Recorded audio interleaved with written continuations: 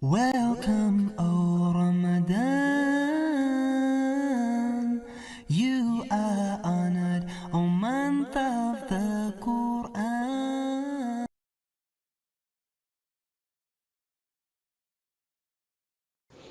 بسم الله وبه أستعين والصلاة والسلام على أشرف الأنبياء والمرسلين وبعد. Amados irmãos, Assalamu alaikum wa rahmatullahi wa barakatuh.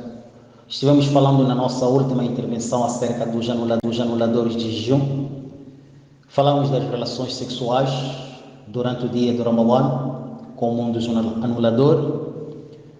Haja ejaculação ou não, falamos da comida ou de comer e beber ou qualquer outra coisa que é similar a comer ou beber. Também quebra o jejum. Estamos aqui falando, imagine que existem pessoas que apanham as injeções nutritivas a partir da aveia, por exemplo.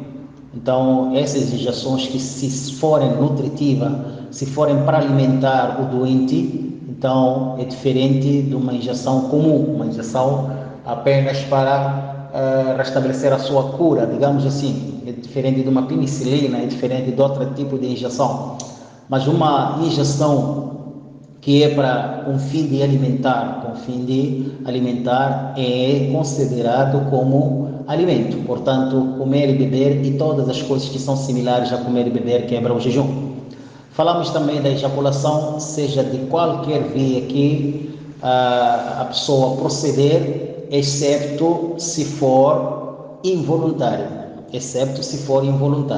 Mas se for voluntário, por exemplo, a pessoa, isto acontece muito, infelizmente, e as perguntas, digo acontece muito porque há muitas perguntas que têm nos chegado alguém através de um pensamento e chegou ao ponto de permitir que haja a ejaculação. Enfim, o caso da masturbação também entra no meio disto.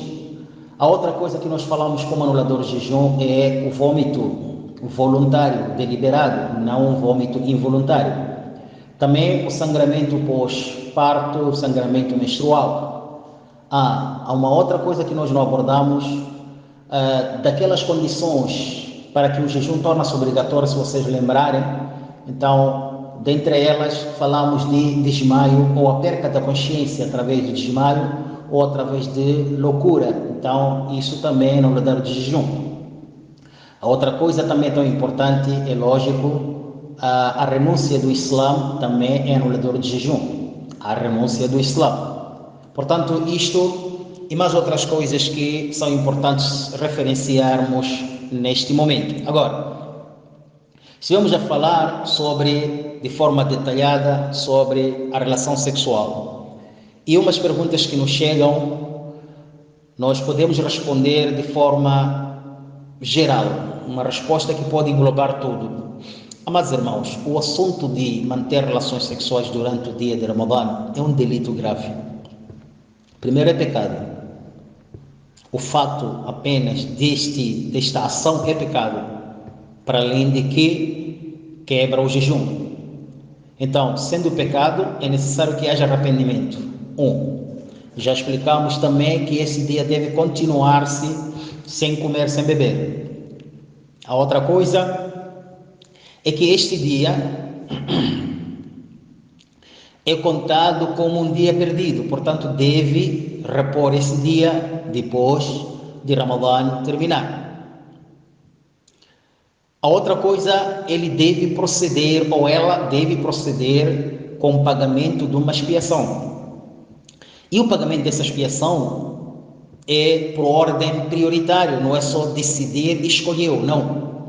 Quem tiver possibilidades financeiras de libertar um escravo muçulmano, esta é a primeira ação. Por causa do hadith de Abu Huraira, hadith que nós citamos na nossa última intervenção, hadith autêntico no compêndio de Imam al-Bukhari Muslim, a primeira pergunta que Nabi fez a este homem que veio e disse que ele havia cometido este delito, disse: Hal tajidu ma tu'tiqu raqaba? Será que tem a possibilidade de libertar um escravo? Portanto, Quem tiver possibilidades financeiras é diferente o seu procedimento de expiação com aquele que não tiver possibilidades financeiras, digamos, a um nível alto. Primeiro é o caso de libertar um escravo. Caso não tenha essa possibilidade, entra já a possibilidade física em si, jejuar 2 meses consecutivos. Nos 2 meses, mas estamos a fala-se aqui de meses lunares. E meses lunares, não estamos a dizer jejuar 60 dias, não. Meses lunares podem eles terem um fim de 29 dias ou 30 dias. Portanto, jejua 2 meses consecutivos, sem parar. A pergunta que vem, que nós podemos responder na base disso, imagina que alguém jejuou e, digamos, quebrou o jejum através do ato sexual, terminou o jejum e ele só teve possibilidade de jejuar 2 meses consecutivos. Iniciou o jejum, de repente ele adoeceu. E aqui fala-se de 2 meses consecutivos. Então adoeceu no meio desses 2 meses e não conseguiu interligar, não conseguiu seguir esta sequência. Será que ele deve recomeçar? Amados irmãos, Allah subhanahu wa ta'ala é tão misericordioso.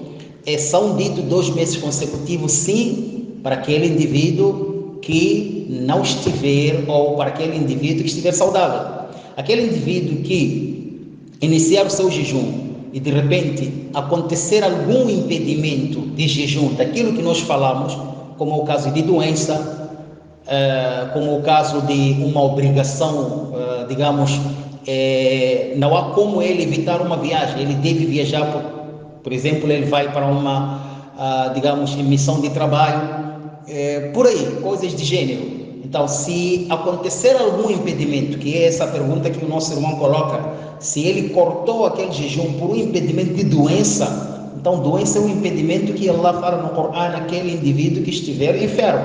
Portanto, este não precisa recomeçar. Agora, quem poderá recomeçar é aquele indivíduo que estiver jejuando repentinamente, de repente ele decidir, cansei, vou parar e depois vou recontinuar. Aí não, porque isto é uma expiação. Se é uma expiação, uma penalidade que deve ser cumprida na íntegra. Então aqui não é opcional. O opcional é aquele indivíduo que quebrou o jejum devido à doença, o jejum do Ramadã, ou devido à viagem. Esta pessoa pode pagar esses dias alternados, mas esta expiação deve ser paga por dias consecutivos. Indo mais adiante, a terceira que o Nabi alayhi salatu wassalam diz, a terceira categoria de expiação é dar de comer 60 pobres. 60 pobres. Qual é a comida referenciada aqui, ou qual é a quantidade da comida? É aquela mesma quantidade que é conhecida que um idoso ou um doente que não se espera a cura deve pagar. Qual é? É dito aqui que 1,5 kg e outros dizem 1,25 kg. Então há uma pequena divergência nos sábios. Então quem der mais, aquele indivíduo que der mais, esta recompensa será para ele. Portanto, o melhor é olhar aquilo que é a maior quantidade. Está a se referir a um alimento comum na sociedade em que cada um de nós se insere. Portanto, 1,5 kg, alguns olham para 2,5 kg, mas em todo caso, quem puder dar mais é melhor. Quem não puder e dar apenas aquela medida inferior também não há problema algum, inshallah ta'ala. Dar de comer 60 pobres. A outra pergunta que nos chega, que nós poderíamos agora também aproveitar e responder, é o que falar de uma mulher que acabou fazendo o ato sexual com o seu marido. Então, será que esta mulher também deve pagar ou deve proceder da mesma maneira? Sim, as leis aqui vêm individualmente para cada muçulmano.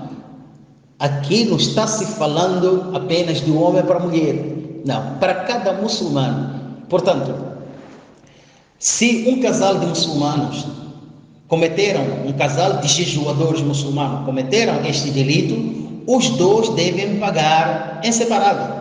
O homem vai ter que pagar aquele dia todo o procedimento que é para o homem, para a mulher também. Não há isso de dizer como é chefe da família, então ele é que faça. É diferente de uma mulher que foi obrigada, que foi, foi obrigada ou foi violentada, então foi abusada, aí o caso é outro. É por essa razão que logo no início nós afirmamos que praticar o ato sexual voluntariamente, muta'ammidan, este é o princípio.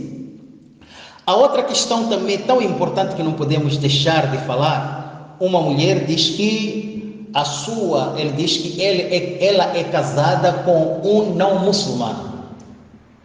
E aí, ela pergunta se por acaso este assunto acontecer com ela, o que acontecer com ela, isto é, pelo marido não entender, por não ser muçulmano, o marido não entende que ela não pode manter relação sexual naquela situação. Qual é o procedimento dela? Amados irmãos, e minha irmã em particular, primeiro deve saber esta irmã que está praticando um pecado. O fato apenas de viver com um homem que não é muçulmano, isto é um pecado. E na Sharia não se chama esse senhor de seu marido. Allah não considera ele como seu marido ou seu esposo. Portanto, nós sabemos que o Corão Al-Karim, já falamos sobre o capítulo de casamento aqui, que o Corão Al-Karim, o Hadith, veda que uma mulher muçulmana se case com uma pessoa não muçulmana. Mesmo que seja um cristão, um judeu, não pode se casar com uma mulher muçulmana. É diferente o inverso. Portanto, esta mulher, neste momento, está sendo considerada perante Allah que ela é adúltera, está praticando adultério constantemente. O que ela deve fazer como procedimento é suplicar a Allah subhanahu wa ta'ala que talvez guie este homem rapidamente possível. Não estamos a dizer suplicar continuando nesta situação, não. Ela de imediato deve se afastar. De imediato deve cortar essa relação porque não é reconhecida, porque imagine que ela mora naquela situação. Portanto, que Allah subhanahu wa ta'ala ajude e arrepende-se. Primeiro, ela deve se arrepender de imediato, suplicar a Allah se ela gosta deste homem, então suplicar a Allah, talvez Allah guie a ele. Atenção, não é condicionar que o homem torne-se muçulmano para o casamento. Isto também é um erro. O homem qualquer pessoa deve se tornar muçulmana simplesmente para o agrado de Allah, não para a validez do casamento. Não é bem assim.